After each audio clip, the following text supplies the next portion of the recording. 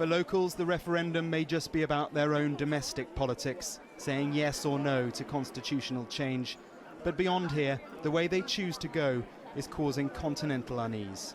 It's supposed to be about making politics here more efficient, reducing the power of one of the two Italian chambers, the Senate, so that gridlock can be removed and legislation streamlined. And yet for many, and in a now familiar way, it's become about knocking out the establishment for more populist or extreme parties.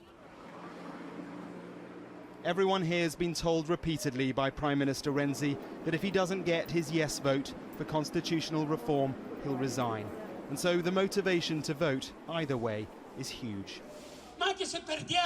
This is the man who stirred things up, Beppe Grillo, a comedian, leader of the Five Star movement, populist, anti-establishment, a political superstar in some parts, but not here in Siena.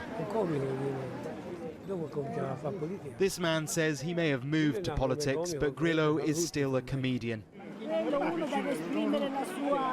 She says everyone needs to vote for reform, and yet they all seem to agree that it's not really about that. It's now about Renzi. With national poll ratings at around 30%, Grillo's called for Italy to ditch the euro.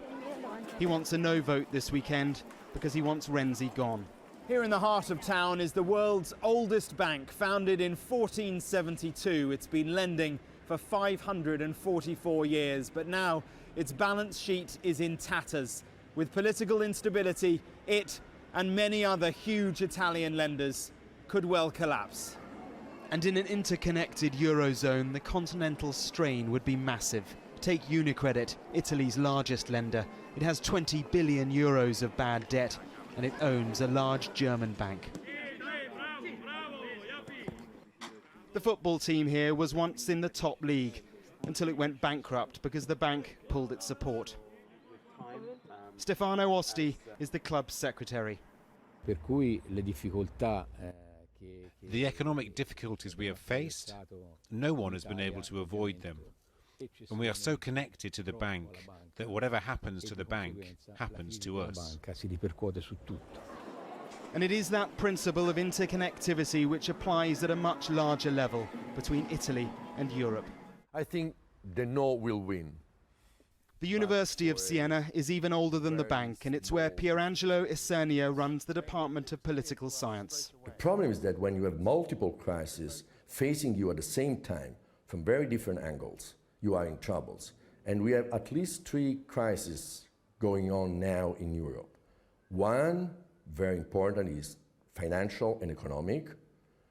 Another one, also very important, is the refugees crisis and the immigration issues. And last but not least, we have also a security crisis, because most of what is critical in terms of civil wars, fighting, is taking place at the borders, southern borders of Europe, Syria, Libya.